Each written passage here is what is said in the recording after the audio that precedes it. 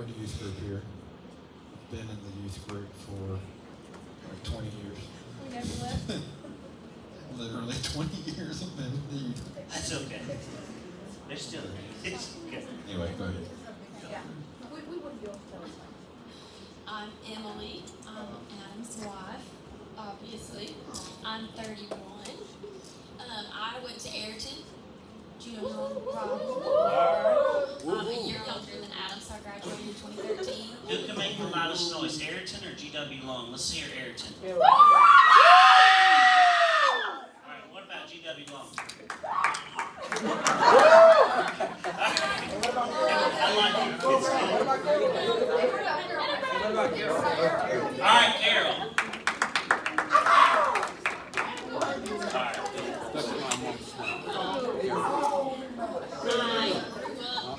up in Ayrton for the most part. I have one sister and I have 3 stepbrothers. And I'm the youngest of all of them. And a little more about me. I chaired, I was in pageants, and I started coming to youth here because I was invited by a friend. So my parents didn't go here. Like Adam's, a lot of his family goes to church here, always has. He grew up here as a kid. How many of you are here because a friend invited you? Okay, I was invited by my friend, and she's still here. She's downstairs with her What's kids your and name? stuff like Mackenzie. It's Mackenzie Strickland. And she invited me.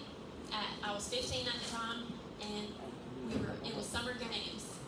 Invite a friend, and there was a really hot drummer on stage. I wonder who that was. So I kept coming. Is that the first time you met Adam? Or did you notice him? Did you talk? Or what happened? Yes, he's very noticeable. No.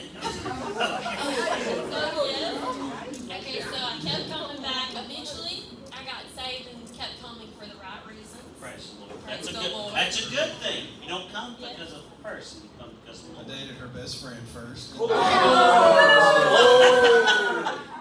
how we met. And we all Obviously it didn't work. Together. But yeah, we all went to the movies together. So that was fun. And then, so that was 2011 when I came here for the first time and got. Come again? That's when you were born? That's insane. Yep. Wow. Born in 2011. I born in 2012. I graduated high school. Yeah, that's actually pretty good. Well, that's the first time we're here, and so that's the first time we met. Okay. Well, that's the first time we knew each other, like in How old were y'all when y'all started dating? like 16, and he was probably 17. 17. What was your first date? Do you remember? Yeah. Oh. We went to, yeah, we went to the church, went to see Fireproof. I don't know if you know Fireproof, that yes. movie. Or Courageous. Great. Courageous. And we went together. Did you sit together? Yeah, we went Did as you hold tickets. Did you make the move or did he make the move? You made the move. Okay. There we go. All right. I like that. All right. Let me ask you something. I just lost everything I was looking at. Goodness gracious. I'm sorry. Here we go. How long does your relationship with God affect? How does your relationship with God affect your marriage? Have you realized? Well, it's everything. That our marriage is centered around. And obviously, if we say the question again. All right. I realize I might have messed up. How does your relationship with God affect your marriage? Or does it? Do you think it does? Yeah, that's what our whole marriage is centered around. So your relationship with the Lord affects all your other relationships. So it's no different in a marriage. So of course, your relationship with the Lord, it makes you more like the Spirit. So when you're with the Lord, you become more like the Lord. So if you have those fruits of the Spirit, kindness, love, gentleness, patience, joy, all of those things are going to flow out of you. And if you don't have that in a marriage from the giver of those gifts, then that will affect every part of you. I mean, you have those attributes in your relationships now, even with just friends. But if you don't have those things, I saw a picture one time of a triangle, and it was husband, wife, and God. And it said, as you grow closer to God, you grow closer to each other. I don't know where that's at in the Bible, but it's a cute picture. I like that. Let me ask you something. Y'all have 2 kids, and y'all are busy all the time. What have you realized, and both of y'all, this is a question for both of y'all, what have y'all done to make sure that Christ is first in your life, Christ is first in your life? What are some things that you've done, if that makes sense? So, October will be 10 years that we've been married. Yes. We have a 4-year-old, and we have a 1.5-year-old. What are the names?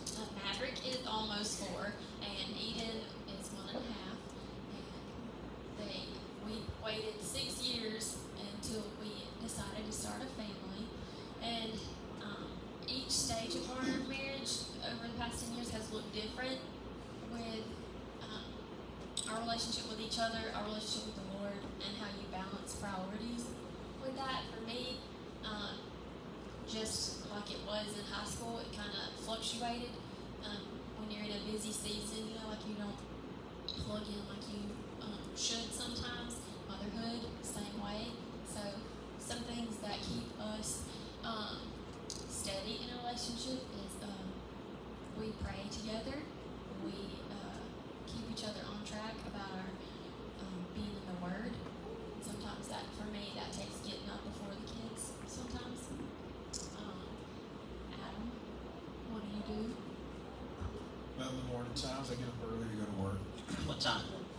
Typically get up around 4:30. 4:30. Good. Leave I'm the still house. asleep by then. I'm Yeah. sorry. Yeah. Get to work by 6, but everybody's in the bed, and I typically pray over all of them before I leave. Do you go into their rooms and pray? We're all in the same bed together. All of the kids. Wait, all of y'all are in the same bed? Yeah, we can. Those kids are right beside. That's how we sleep at night. Yeah, we coach sleep. When you're Go there, children. and you can tell us your opinion about it. Yeah. That's how we sleep. That's how the kids sleep. So that's how. You don't have to go far then to pray for them. Okay. Maverick lays on my chest, my shoulder, and we sleep all night like that. And I love it that way. I wouldn't have it any other way. All right. So you pray for them in the morning. Yeah, in the mornings before I leave for work, pray for the day. And it's very important in your marriage to pray over your spouse. As a man in the house, before you leave the home, pray over your home protection. If your wife is going to school or to work, pray for just angels to watch over them and protect them throughout the whole day.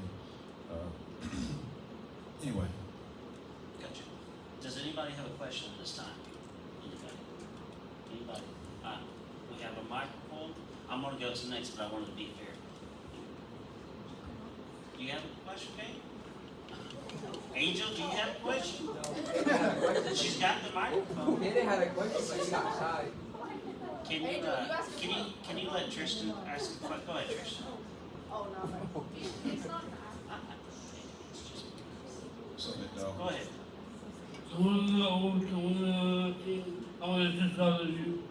Oh, that's sweet. Thank you. Okay. Real quick. Anybody? Believe No it or not, I questions kind of meant at to all. say. All right. Then I'm going to go to the next one. Is it normal, or has it been something that's happened before of y'all disagreeing or arguing? Is it normal? Not normal. Let me rephrase it. Has it happened?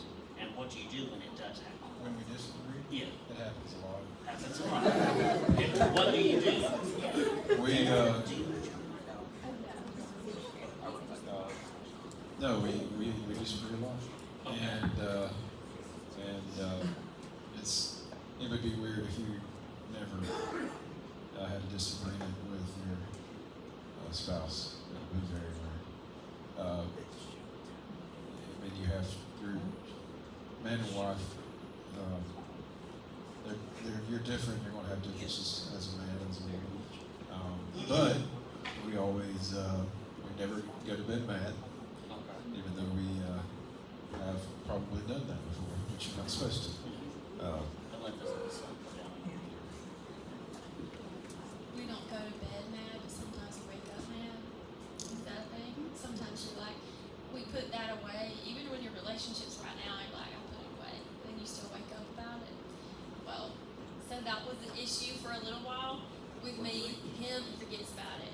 Girls, you'll probably realize that. They're just, when they say it's over, it's over. But we tend to hang on to those things, not because we didn't forgive, but because we didn't talk about every single point that we wanted to make. And so we have trial and error that a lot. So with me, I like to talk about it. And if it's like, say it was like, we'll just say, I thought you were going to take out the trash. And the trash didn't get taken out, something like that. Okay, well, to me, it was, you didn't listen to me. Why don't you listen to me? You know, that kind of thing. It wasn't just about the trash, but to him, it was just about the trash. Right? Okay, but sometimes to us ladies, we kind of think about it a little more, maybe, and sometimes there's reasons to that. Sometimes they're not valid points, okay? Sometimes we can be emotional about things that are not valid, and that's why you have to have that stability with the Lord all by yourself. So my contentment cannot come from Him. My joy and peace cannot come from Him. He adds to that, but all that fills my cup has to come from the Lord. So right now in your relationships, if you're seeking that from your significant other, exactly, fulfillment, that you're never going to find that in someone else. I mean, you might witness that even in other relationships that like you just see in your friends. And I struggled with that dating and stuff. You know, like we tend to do that with even our friends, even like your best friend. You're like, well, I'm bummed about not being around them or whatever, and it affects your whole mood. So I probably went on about that, but No, you're fine. You know what's awful? And I'll be honest. I'm that kind of person in a relationship. I act that way. Leah, though, can just talk about it, forget about it. I'm saying, no. What about this, and this? And sometimes, I'll be honest, I'll take the relationship, the role. I'm not a girl at all by any chance, but I somehow or another do that. And well, which is I guess awful. that's just a people thing. So sometimes that's just your personality, but Leah not can just go us. straight to bed, be perfectly fine, fall asleep, like, get up. Are you not still upset about this? And she's gone over it. She's good. She's going to sleep. Okay.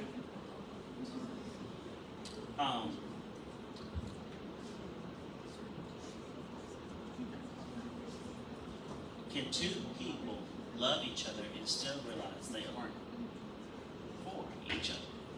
That's a hard question. Yeah, that's. Say that again. Can two people love each other and still realize they aren't for each other? There's a difference. The question of love is different. So, there's a romantic love, and there's a love like I love Nate. Not romantic, platonic. Platonic. And obviously, if you're in a romantic relationship with somebody, if you're in high school or college, and you don't think that they're the right one for you, there's no point into falling into love and trying to stay in love because if they're not for you, why would you even bother entertaining that relationship? We should be dating to be married. We shouldn't be dating around just to have fun. That's good. So, yeah, if that's the right person for you, but obviously fall in love and get married. But Let me ask you, how would you figure out if that was the right person for you? What would be the well, right way the number to go one about it? thing obviously is they need to love the Lord. Okay. They need to serve God. They need to be plugged in a church, and if they're not, they need to be finding a church to be plugged in. We can go into missionary dating, but that's not placement. Let me ask you, when did you ask the Lord to marry Adam? And Adam, did you ask the Lord to marry him? Yes. Okay. I asked him a lot, and then I asked him to hurry up and make that happen. What was the process? Well, I was dating somebody when I started the youth here. Well, actually, I was in the middle of a breakup. Amen. Amen. So I don't know if y'all still call it that, but I originally started dating Adam because it was a rebound situation. Well, Adam and I broke up a couple times in between. It was like 4 years, and I did have like 2 or 3 other boyfriends in the time, not all at once. But and I brought him to youth. I mean, he knew him. We went to camp. We went to discipleship weekend, stuff like that together. So, yes, there was a point where I did know that Adam was the one, but when I was out there dating all the people that weren't the one, I was growing in our relationship with the Lord.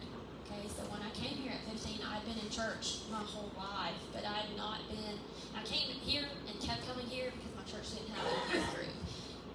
Like, I would just be sitting in there listening to whatever my parents were listening to downstairs, and I said, okay, but sometimes, I mean, they're not doing this downstairs. We're getting on your level because we know this is how you need to receive this kind of stuff. Well, I didn't have that. I was growing in my relationship with the Lord. I was learning what a man of God should look like, what to look for in a spouse, and the further I got into those dating relationships, you realize, I mean, think about the people that you've dated or been interested in. Okay? There's some that do not look like Jesus. There are some that look more like Christ than others, correct? Well, that's the one you're looking for. And Adam, he grew up in church. I'm thankful to his parents. They did the best they could to raise him in a Christian home. He was here every time the doors are open. He knows the word. Okay, all of those things can happen, and you still don't have it in you, you know. But he did, and I could tell that he had better character than half the guys that I was interested in at the time. And your interest changes the older you get because you're not just having fun or dating who's cute or dating who's popular at school. You know, all those things are options, and I'm probably answering a few more questions when I say this, but what was important to me the older we got is if you're going to marry this person, if you're going to have children with this person, if you're going to grow old with this person, what are they gearing up to look like then? Like, think about the person you're dating right now. Okay, 10 years down the road, it's 2 a.m. All your kids are vomiting. You're vomiting. They're vomiting. Y'all probably experienced this. For better or for worse, it's sickness and the devil. And it is rough, okay? Is that person going to be concerned about just themselves in that situation? Can you see them being selfless and caring for them? My desire was to stay at home with my kids, and I have a degree to teach elementary school, but Adam is so gracious to allow me to stay home and raise our kids. And he works really hard. He gets up at 4:30 in the morning while we're still passed out. And, you know, those are things that you have to think about. What do you want your future to look like? And in that, I'll also say, not just what does that person look like, but imagine a person that your dream husband, your dream wife, and all their characteristics. What kind of person do you think they want to marry? And are you that? Are you modest in the way that you dress? Or does everybody know what everything looks like? What are you posting on social media? What kind of friends do you hang out with? What comes out of your mouth? You know, are you constantly putting people down? Do you gossip? Do you manage your money well? Okay? That's one of the best things, one of the best attributes that I learned from an early age is Adam is very disciplined. Not just in finances, but in everything that he sets his mind to. Listen, okay, do y'all hit snooze on your alarm clock? Yes. Who doesn't hit snooze on your alarm clock? Okay. When we just got married, we were 21 and 22, and I'd never witnessed anything like this in my life. And Adam, that alarm clock goes off, and he just and walks to the bathroom. it's just in him. It's by nature. He is just so disciplined. When something needs to happen, or when he's on a diet or an exercise thing, or he makes his mind up to save money. I mean, I'm not that way at all. You can ask if I was going to get up the other morning, and I had snooze for 2 hours. For 2 hours, every 9 minutes. And I didn't even realize it had been 2 hours until I woke up and I was like, how is it? Anyway, not me. So, but are you gearing up to have the character that your dream spouse wants? Because if you're wanting all these things in a person, then you have to be what they would desire to. Okay? All right. I don't even know what the question was. No, it was good. All right, so then let me ask you. Would y'all listen to this podcast? Yes. The title. How The important, title is. I used to have a podcast. when you're in a relationship, you're not married, but you have the intention, hopefully, all of y'all have the intention of one day marrying the person. How do you try to make sure that relationship is evenly yoked? Or what is there things that you look for, they say, you know what, this is a red flag, Yeah. or this is good? Yeah, you should have gotten that answer from the last couple of questions asked. We're equally talking though, but obviously unequally yoked. I mean, you're here tonight, and it doesn't even mean that they're drinking or something. They could be at home playing Fortnite or something. You know, that is that much of a difference of unequally yoked.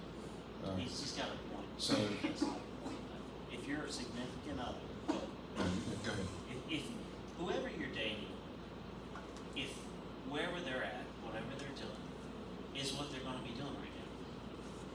And he's got a point. If they're playing video games, or they're hanging out with their friends, but you're here right now, that should give you an idea. It doesn't necessarily mean that you're sinning right No, now. It just, they could be. I mean, I don't know. It could be. What? I mean, But that doesn't mean that they're a bad person. But like I'm saying, priorities have to be aligned with the Lord. It has to be, Sundays, what are they doing? Are they coming to church, or are they watching NFL or whatever? If they're old enough to drive here, it should be a party. what were some? I would say, what were some things in both of y'all? I'll start with Emily. That you said, you know what? These kind of, not everybody has this. I had a few things like this that checked off the list. For me, for Leah, it was, did she speak in tongues? Did she want kids? What are some things that you said, you know what? Adam, and I'm not trying to say this because you don't put somebody in the box, but there's some qualities that you look for in an individual that says, I really admire these, and this is somebody I can see one day being my spouse, or one day being my wife, my husband. Does that make sense? I think a few things. Like I said, I had dated a few people, and some of them, checked boxes like cute, but it's nothing deep. So, Adam, for me, I needed stability. So, raise your hand if your parents are divorced. Okay, well, I come from a split home also. So something that was important to me was just the stability of knowing, which that comes deeply from your relationship with the Lord, for better, for worse, for richer, for poorer, for sickness, all those things you vow. And sometimes it sucks, like sometimes your relationship, things are weird, rocky. And in those seasons, it was important to me to know, like, I was going to say hell or high water, but I mean, that's a reference. I was trying to think, but that's real. Okay, come spiritual attacks. Okay, that's the hell I'm talking about. Or high waters. We're going to get through it. And boy, have we. Okay? So just because something gets a little shaky doesn't mean we're walking out, and when we got engaged, we sat down with Adam's parents in his home, and they talked to us about the depth behind making a vow to each other and making a vow to God. We were like 20, and so we knew what we meant. We were, they just stressed the importance of, we don't walk away when things are hard, and I appreciated that so much. I love my parents, and they're both remarried, and I love my step parents. I love my step family. I know it's not like that for everybody, and sometimes it is. That's kind of the world we live in right now, but we're hoping and praying to raise up a generation that makes a difference and that sticks with one another when things get hard. And that's what we pray over y'all, that when the waves come, that you can say, I married this person, regardless of what that, there's some biblical things that say, yeah, you can step away, and sometimes that is what happens. But that was one thing that was important to me, was just stability, and of course his relationship with the Lord. And it helps that he's really cute.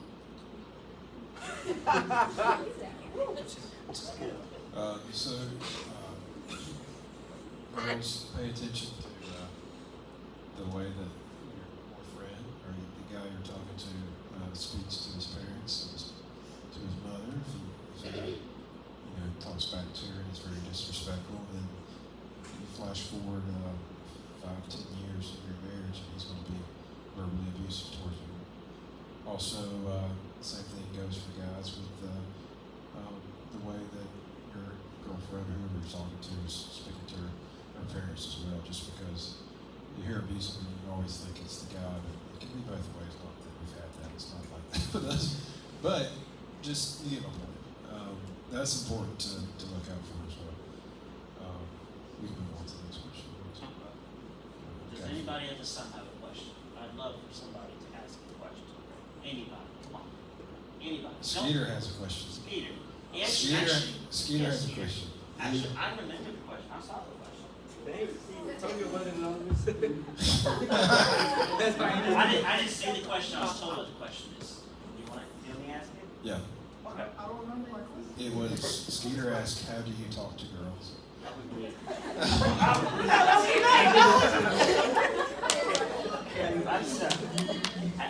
How would you talk to a girl now, today? Okay, one thing that I want to play off of that Adam just said was pay attention to how your boyfriend speaks to his mom. My mom always told us growing up, if you're interested in a guy, okay, this is the same for girls, you need to pay attention to the way that they treat the elderly, the babies, the animals, and the waitresses. Because if they're going to be rude or Keep going. or disrespectful, It's not the first thing. And it won't be the or last. like dismissive about the people who need the most care around them. How do they treat the waitress? Are they please and thank you and polite? Or are they rude? Or do they get irritated when it takes too long at a restaurant? Or when it's not that person's fault? Are they disrespectful to those kind of people? So all of that, like even if they're a Christian, even if they're, trying to work on their relationship with the Lord, those are things that kind of shows their character, shows their true colors. Now Adam's going to tell you how to talk to girls. I will add to that real quick. And not me personally, but for Leah, when Leah dated somebody, she was talking to this guy, and they were at a restaurant. And what did you notice the guy was doing with the waitress? Just that, I'm out on a date with a guy, but yet he's flirting with somebody else who's taking On a our date. What? order. Yes. Go ahead, explain that. Really? Man, this should be a podcast. So, if you notice that person is flirting with somebody else while they're on a date with you, probably not the best person to date, in my opinion. That's an automatic, and you may say, well, I don't know, because that's going to be in your marriage. That's a serious night. That's like grounds of, I think I'm good. have a nice life. Bye, Felicia. That's just my honest opinion of that. Also, who are they following on Instagram? Yes, Yeah. that's great. I agree with Who it. scantily dressed? Yes. Instagram models or whatever. Go ahead. I'll tell you, sweet girl. This is a joke question. It wasn't for real. They're mad at me for snitching now. But I'll tell you how I got Emily's number. We had, okay, so what we used to do is Pastor Chris Shura, that was his name. He's a pastor in Pennsylvania now. He's a youth pastor. Long term. Yeah. So Nate's uncle, Chris Story, was my youth pastor till I was about 16, and then he left to go pastor at church. And Chris Shura came in, his wife, Miss Kristen Shura. They're in Pennsylvania now. They just came by and we visited. Anyway, what we used to do is, if you were a new member or you was like first time up here, you would come up and you'd fill out a card, put your number, put your name, put what you wanted to do when you grew up. I have her card.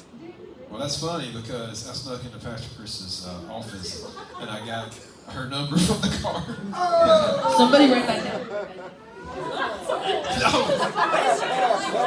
That's Question? genius. Sorry. That's like smart. Like, when did you confess that to her? No, it wasn't. He probably. Probably like that week. Well, yeah. Oh, okay. Yeah. You gotta have to tell her. Yeah. All right, Ken, what's up? Okay. Girl. That's my boy. Was Snapchat around back then? Yeah. Barely. I think. Let me ask you something. Okay, I'll tell you this before you say anything else. Go ahead. People have conflicting opinions about this, but as an adult, a married adult, I don't think you should have Snapchat. Amen. It's a way to communicate, and if that's how you text, it's fine. But just to be honest with you, it's just kind of It's dangerous.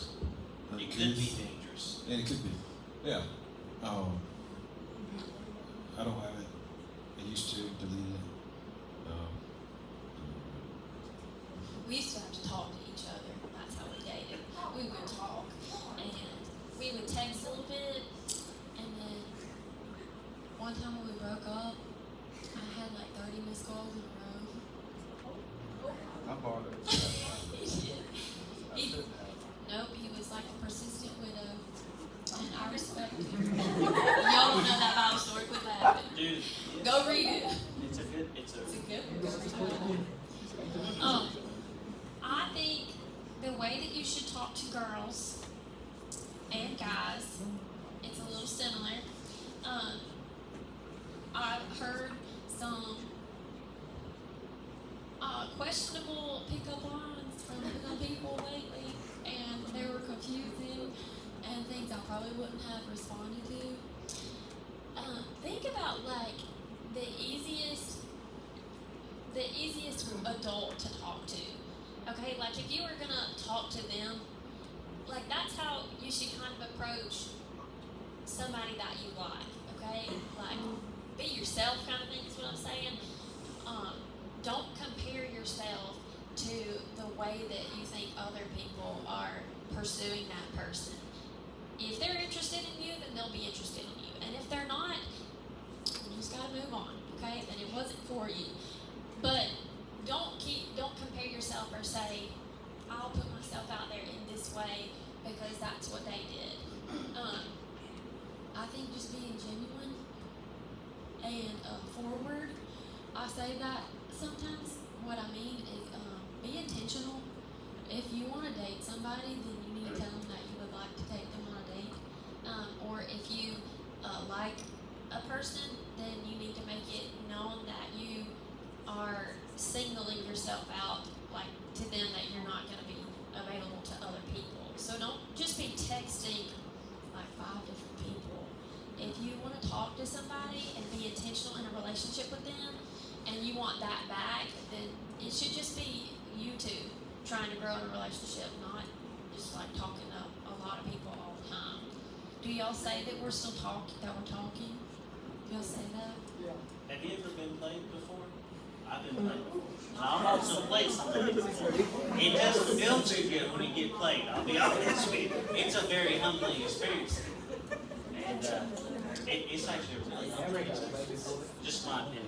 We could, if you have more questions. Yes. Let me ask you, what advice would you give, and I'm going to ask all three of y'all, what advice would you give to them in the dating world, especially now? Would you say wait? Would you say date? Or even if this was you now, and you were able to give advice to yourself, what would you say? I wouldn't say that you should date. Okay. 12 years old, probably wait. But I'd say 14, 15, Okay. you start dating.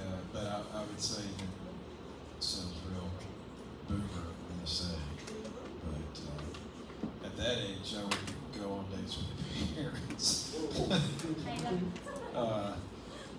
Yeah, but as you get 16, 17 years old, we dated when she was 16 or 17, and obviously she's never broke up at times. But anyway, she's the person I married, so you could be dating the person you married, especially if that person's in church with this person, if that person's even like married with you.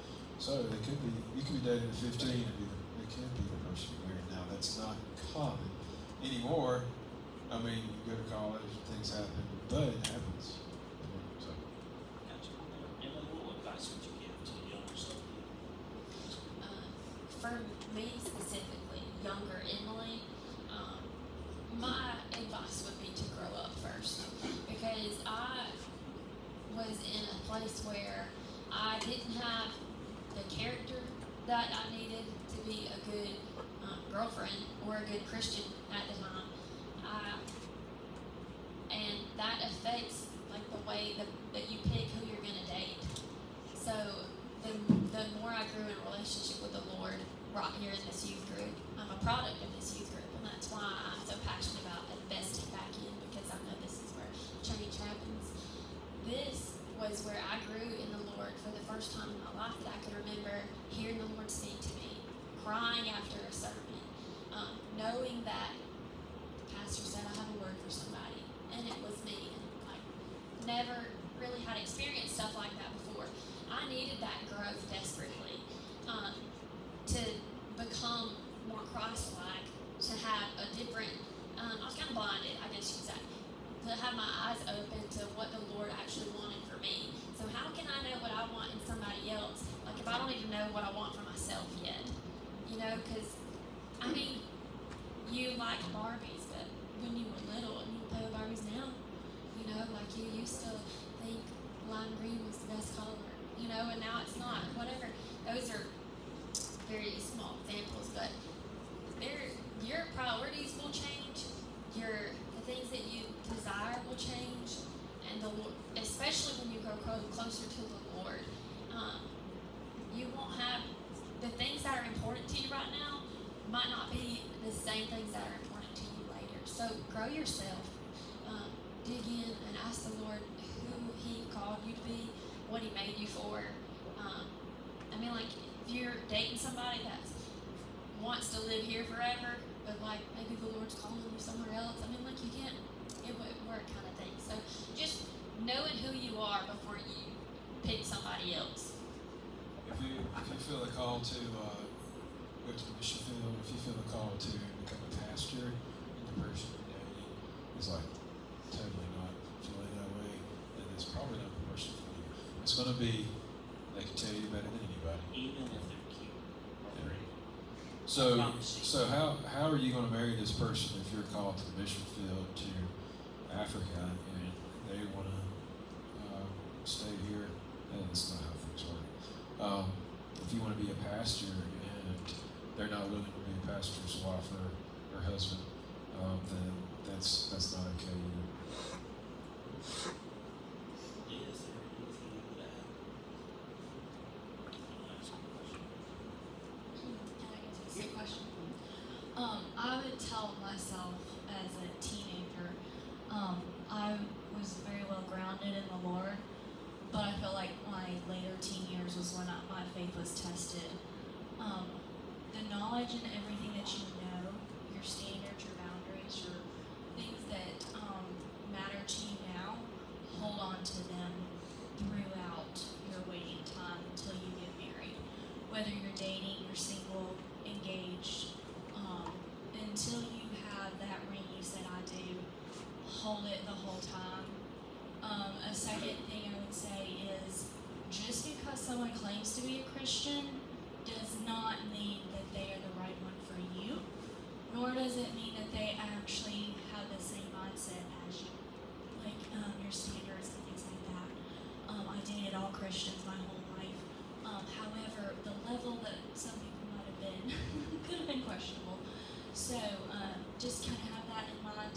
And then also, like they're saying, early on I was geared toward being a pastor's wife. I kind of let that slide at a later age. So if you feel like that you're called to do something, even if you haven't met that person yet, I really wanted to get married at 18. I wanted to get married at 20. I did not know Caleb yet, and so I had to wait.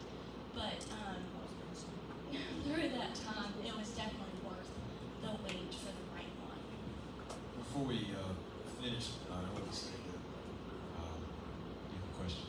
I do have a question. Go ahead. Sorry. Your guys' questions are really deep. Mine's a little more practical. I've always been told growing up that you should always be like friends with someone before you date them, and I was always curious about like when you know when to like cross that threshold from friends to like maybe we should start getting serious about this or not. Because I feel like sometimes that in between can get really confusing.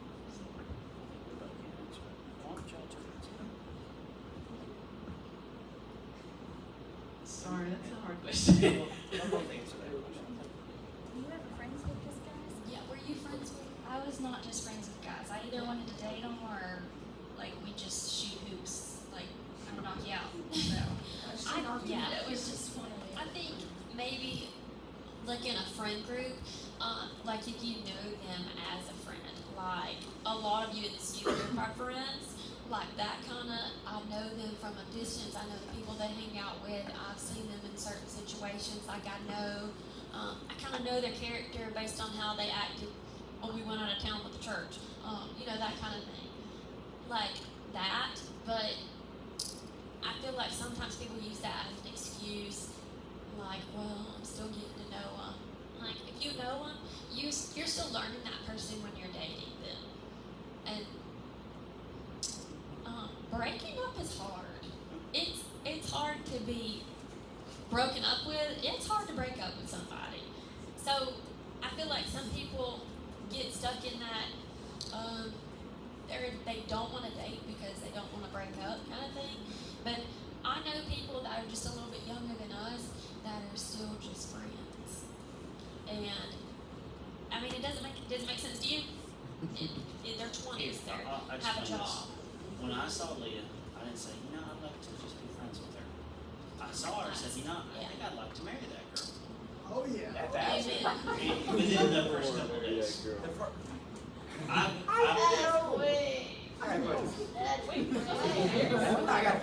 Let me rephrase it. I've liked a lot of girls. I've dated a few times. I've been through a few things in life. And when I met Leah, all the things that I looked for in Leah all matched up. She spoke in tongues. That's important. Maybe that's not important to you. She spoke in tongues. She was great with kids. I mean, phenomenal with kids. That was important to me. When she prayed, it was very sweet. It kind of reminded me of my mother when she prayed. The way she treated other people was a lot nicer than I was. Even when she talked to other people, she was willing to go out of her own way. At times when I wasn't, sometimes willing to go out of my way at all. But just the way she carried herself, all these other girls made them look like girls, not like women. And so when I saw her, I said, I can see myself marrying this woman because everything she has is something I've been looking for. And so what I told her was, this the first day or second day I met you? The same day I said, you know what? I would like to see where this relationship goes. I would like to see that we have a future together. I don't know, but if you're on this adventure with me, I'd like to go. And that, we didn't date. We talked for about a month and a half, getting to know each other. And then after that month and a half, we dated for a month and a half, three. We were married within 6 months. Oh! Right? Knowing, dating, and engaged in 6 months. That is That's a world record. We're almost there. We prayed about this, and this is not just like, We've been- oh, That's a we real had no record. idea. We'd also experienced other relationships that we were looking for. We're in our mid-20s, and the Lord said, yes, marry him. So, kind of, and also, I mean, she keeps calling her husband cute. My husband's really cute. And so I want to marry him. I want to, before we move on, I know we're getting close. I just want to say, I've got 3 questions. Go ahead. we sit up here and say a lot of nice things about each other, which we love each other very much. But our marriage has been tested. I've made mistakes. She's made mistakes. Obviously, every marriage is going to have times. We're not perfect. I'm not a perfect person. She's not. There's nobody perfect. I know you guys would say the same thing. There's so many times I've said things I shouldn't have said. I consider that as mistakes. And it's going to happen. The fact of the matter is as long as you love that person and your relationship's centered around the Lord, you'll die together. Amen. That's the goal. I just want to say, everybody sucks. You suck. I suck. We are all, without Jesus, you're nothing. Okay? So when you hold your significant other to a higher standard than you hold yourself, that's the grace that Jesus gives you. If He forgave you, on your worst day, your worst mistake, then who is your spouse to not forgive? Who are you not to forgive your spouse? It's that grace that you learn to look more like Christ every day. And I say, raise your standards, but lower your expectations, because we're all learning. Okay, so high standards, we don't want low standards, but lower your expectations, because the Lord is who meets most of those. All right, I'm going to take these 3 questions real quick. I'm going to state this. Just from, I was not the best guy. Should we go with that? Leah treated me in a way where she saw me in the future. She was very nice and very kind. I was not the best guy. Let's put it that way. And so, you can break up with a person, or even you might be married to the person and you feel called to ministry. Oftentimes I found that sometimes stepping away from that person and praying for them or letting the Lord deal with their heart, He will take care of it. But trying to force them will be even worse. But if you're married and one feels called to ministry, the other one's, no offense, and I will say this personally myself, the other one's fighting it. You can disagree with me, but usually the Lord does not bring somebody together unless it's under God. And if they're both Christians, the one's fighting it. So I just want to state that. And if you do feel called and you want the other person to go into ministry, take a step back. Give it to the Lord. And you'd be amazed sometimes when you give something to the Lord, what He would do. All right. We're going to start with Ken. We're going to start with Matthew. And then Go ahead. Go ahead. So I was gonna ask, how long have y'all been married? Almost 8 years. We have 3 kids. 4, 6, 5, 3, and 2.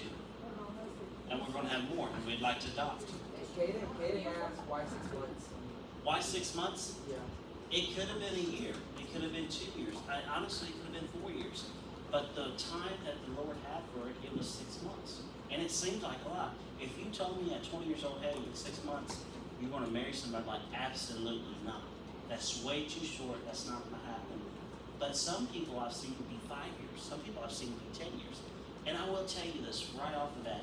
If you're capable of marrying somebody, and the other person's capable of marrying someone, and you can both survive together, and you don't get married, then I will be honest, you're being a little selfish. Just because if you don't have that desire to marry them, you should really then question whether or not you want to be with that person for the rest of your life. Would you? You have to to abstain from sexual impurity, so Yeah, if you don't want to, we need to keep that in consideration. if I will tell you this much, if you don't want to, how do you say this? Saying this the best way without saying that. If you don't want to have sex with a person that you one day will get married and have kids with them, then you probably should marry them. Because if you think, man, they're not that good looking, or you know what, I don't know, but it's important. I'll tell you, it is important to make sure you're physically attracted to the person. It's really important. I'm not kidding you when I say this, is it not? You're giggling, but you're gonna date somebody that you're attracted to. I know the ugly part. Everybody has different things that they like about people. There's somebody for everybody. That's it. Go ahead. How was y'all's parents reacting when they found out within the 6 months? They probably asked me why not sleep. Oh. My parents were, I think, 4 months or 5 months. Yeah, my parents were 4 or 5 months. My father has a bad history, and he ended up becoming saved radically, and he ended up becoming a pastor and a missionary. First a missionary and then a pastor. And he's been to jail 9 times, I told you that. He's gotten in a lot of fights, been through a lot of stuff in his life. And I can't tell you everything that he's done, but the Lord saved him. And that's the same thing. The Lord can save somebody that's really, really bad and change them to 180, and you might marry them. Real quick on the parents. Our parents were involved from day one. I went to meet him without him knowing I was coming, but his parents knew I was coming. My parents went with me. So, like, the whole time we were talking, my parents were in the know.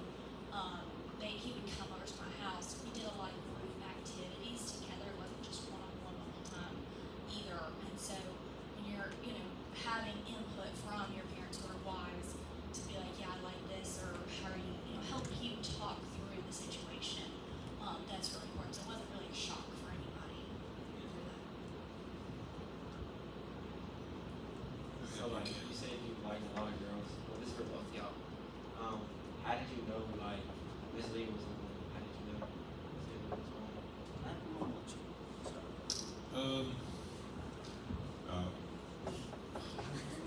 Really thought she was very attractive. First thing, obviously, that's the first thing that grabs your eye. If you're interested in somebody, like I just said, to like somebody not attractive, they're like, oh man, I really want to date this guy or girl.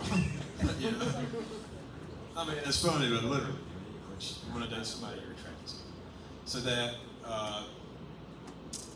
obviously, she started coming to church here. That's another thing, and my parents liked her. That's another big thing, obviously. Got great relationships with her dad, her stepfather, which many of you know as Coach Tommy. Very close.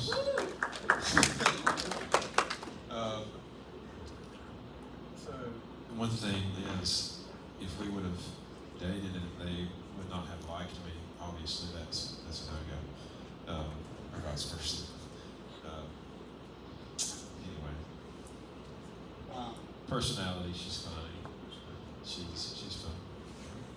So, Lee and I have been dating. We started dating in October, and I believe in December, her family was planning a trip to New York. It was a big trip to go see a church and also to see New York. It was a big trip. And I said, Lord, if I'm supposed to marry this girl, I said, I want this trip to get canceled, for them to get sick, and for it to all go down horrible. Sorry. Hey, don't like all We'll just say to get canceled. You say, that's horrible. It is horrible.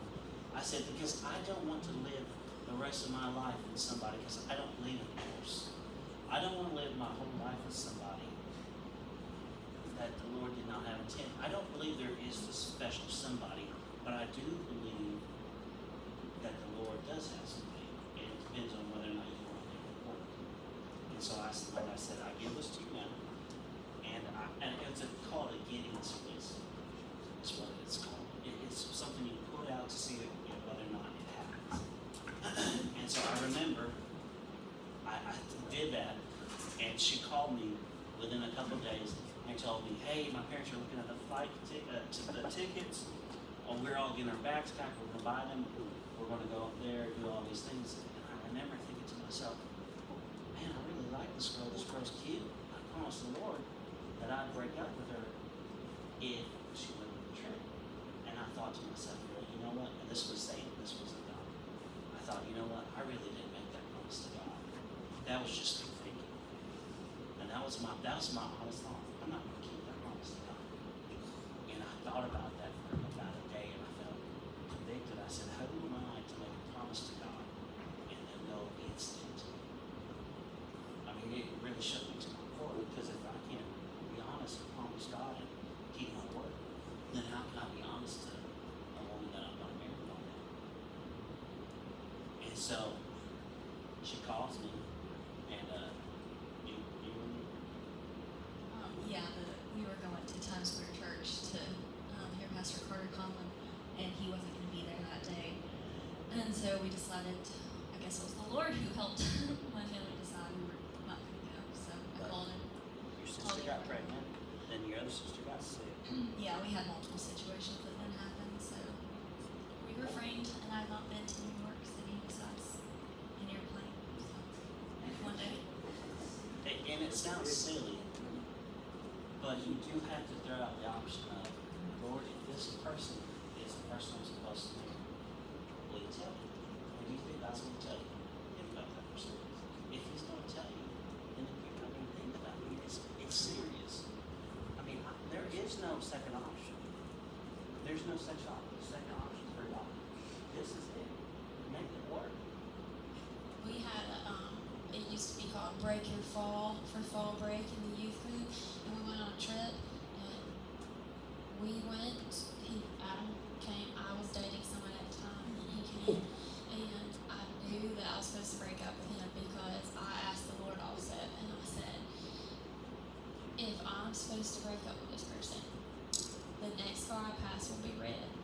I'm going down 231, and the most red cars I've ever seen. I'm not kidding. So it'll happen. You ask the Lord, He'll tell you. Also, put my arm around the girl on the way back. It made her really jealous.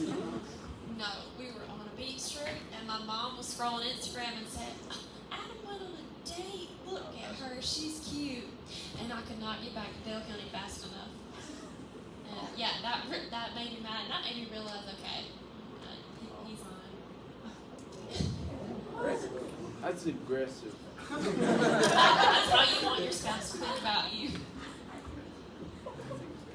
Mike and Madison, can y'all come up here for a second? Okay, I'm telling an embarrassing story for myself real Go quick. ahead. All right, so before we dated, I dated a girl. I was in 10th grade. Should I tell this story? Control your emotions, okay? This is before you had to log on Facebook. You didn't have a phone. I didn't have a smartphone. Logged on Facebook and saw this girl that I was dating who had broken up with me. A week later, she was in a new relationship on Facebook. I was so mad, I punched the floor and I broke my hand. And I don't know why I'm even saying this, but anyway, yeah, this is crazy. So anyway, control your emotions. When did you realize, Madison, I won't answer for both of them, that you said, this is the one that has me? Well, was it a situation? Was it a time? Was it when you were praying? Where and when or how? I would say for me, it was kind of off when I was still trying to decide, like, okay, was this what the Lord had for us? So you may not know this, Mikey had left for basic 2 years ago, almost to the day. And while he was gone, that was like the lowest point I had felt. Like something was missing, something was gone. And I was just like, God, like, I don't want my identity found in Him. But I was praying through it, and I was like, Lord, I really believe that now I understood, yes, this is the man I'm supposed to be with.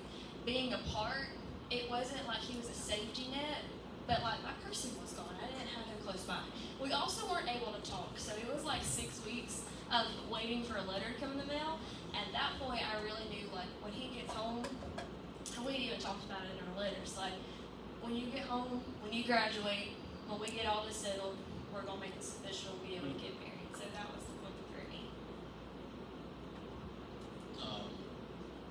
It was probably around, around the same time as when I left, and the only things that were keeping me up on was just a small little picture of Maddie that I kept in my cover, and then I'm really obviously God's praying to God and everything, but it was just praying to God and then just looking at the little picture, and I just knew that it was gonna be her.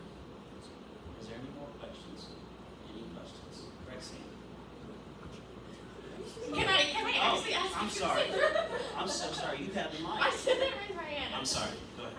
So, okay, so I know y'all broke it up and got back together several times, like, and you not promote it, but like, you know what I'm talking about?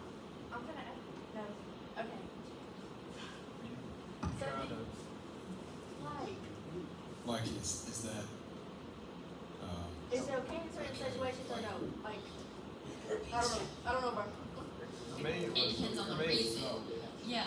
So the first time I broke up with Adam, I told y'all, I had just gotten out of a relationship that I invested a lot of time in, and it was a lengthy relationship, and like you bond with somebody and then you break up with them. Raise your hand if you've had your heart broke. Okay. When you come out of a relationship and you want to have somewhere to, like you're just looking for the next best thing. So I realized that I had done that, and I liked him. I broke up with him because I knew that it was wrong for him. I needed time to heal and to learn who I wanted to be. I was also in this youth group, growing and listening to the messages every week and trying to be a better person myself. And I knew that I was not in the right headspace. So that's when I broke up the first time. I don't even remember when I broke up the next time. It wasn't because somebody cheated or somebody was like in a No, it was more like, yes, and it was never him. It was always me. It was always me. But he was still there waiting on me. Roxanne? What has improved over the years when you start marriage? What I'm talking about, like when y'all first started dating, what was bad, but what has improved over the years? has been good Like that. communication? I think learning to communicate with each other has been one thing. Would y'all agree? It's, We're still in there. It takes a lot. yeah, it's, I over communicate. Yeah. What? and I don't just mean talking, because I feel like some of you are like, communicate, like, don't y'all talk? Yes, but like, I'm gonna say a word, and you're not gonna like it, you're gonna cringe, but when we were engaged, we went to a marriage conference, and this couple spoke, and they have a book, and they have a podcast, and it's called The Naked Marriage, okay? They based that all off of Adam and Eve, because the whole point of their marriage that they're pushing, or their rules for marriage, is transparency. So not just physically you see everything, but emotionally, spiritually, mentally, medically, everything you're supposed to be. That's how it was designed with the Lord, with Adam and Eve in the garden, transparent. So that if I feel a way, I express it. If he feels a way, he expresses it. So that nothing is hidden, because in those places in your mind where you're keeping something from them, whether it's you're sad about something that has nothing to do with them, or you're mad about something that has everything to do with them, the enemy will use that to his benefit to the most that he can, and he'll turn it against. And if you're not constantly getting that out with each other, then it'll turn into a relationship where you don't talk about things with each other, and that's not good for anybody. So transparency, communication breaks down. Does anybody else have a question? I want to start with Nike and go down this way. What's something that you've learned that you like at Madison?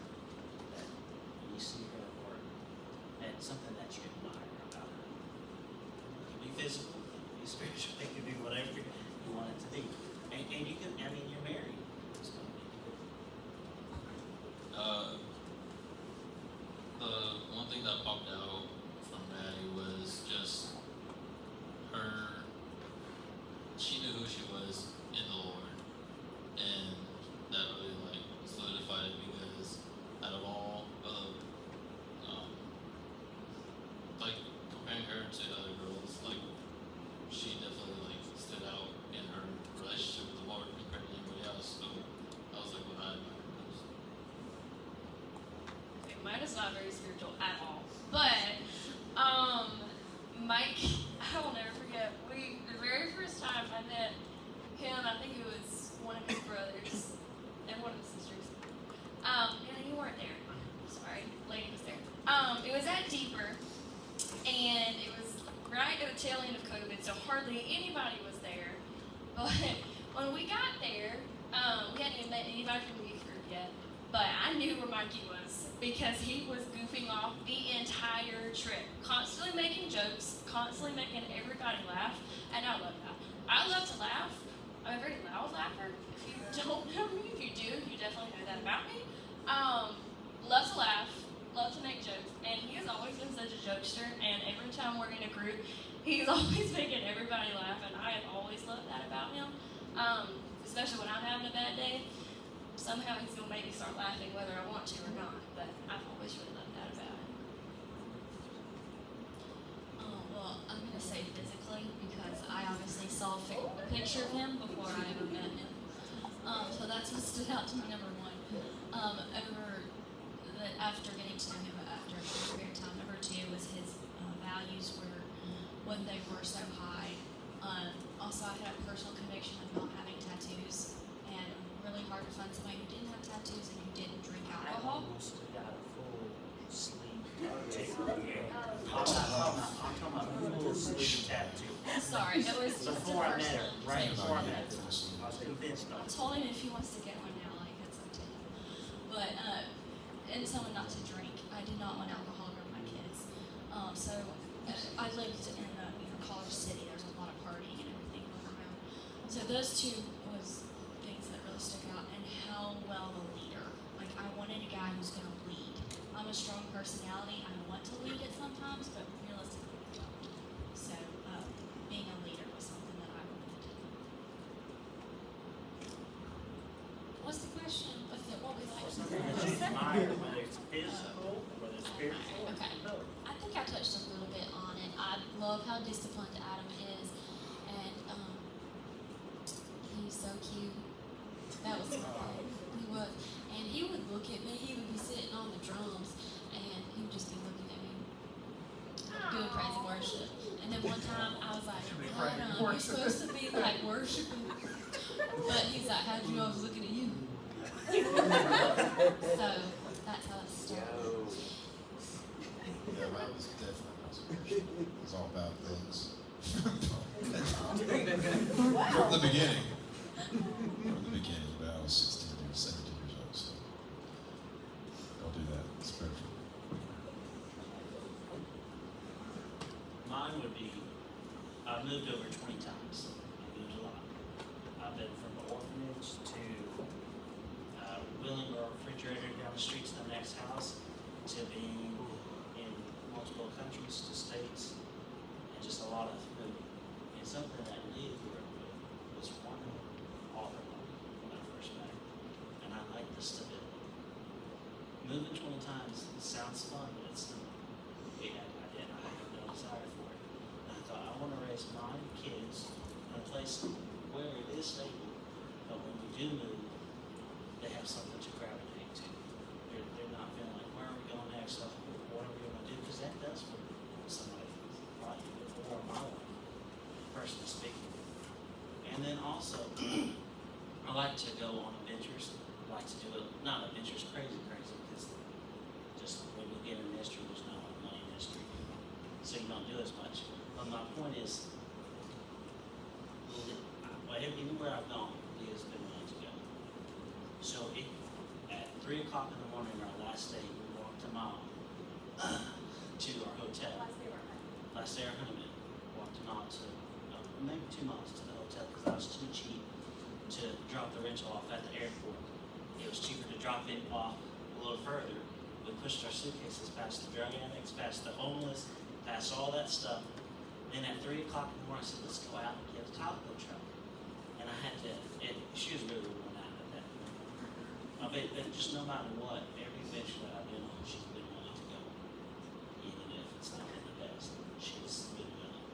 And I like that. I mean, ventures are fun, but it's also fun to have somebody to go with you, not by yourself. And some of y'all might say, I like going by myself. You'll reach a point in your life when it's nice to have somebody with you. And also, what's funny is, when we were supposed to go on a honeymoon, we missed our flight. It got canceled because I was late. Lost $1,000, just like that, going to California. So we bought tickets, then another $1,000 to buy the tickets, and we're about to enter the airport. And there's probably a guy, probably 6 inches taller than Ethan Walkley, and bigger. And I'm about to step in, he grabs me, and I'm about to hit him. I don't know why he grabbed me, tatted up. I'm talking about just tatted up. I wouldn't have had a chance. Wouldn't have had a chance. He says, why'd you buy these tickets all of a sudden? I'm like, what's that? Is that your business or something? Pulls out, he's an air marshal. And me being dark, probably thought I was a terrorist or something, trying to figure out why I was buying tickets. And I said, well, to be honest, I said, we missed our flight, and that's why we're gone. He said, okay. Well, little did I know, our tickets returning got canceled too, because we didn't show up for the departure. So I had to spend another $1,000. So it was really humbling to start off your marriage like that. Anyways, that's all. I hope y'all had a good time. I know there's a lot. This is great. Great. Let's give a hand up here.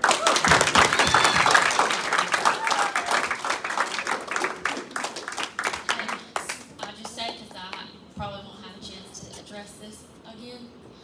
Your purity matters. I will tell you, like I'll tell my kids one day, you might think that everybody's having sex. They're not. They're not.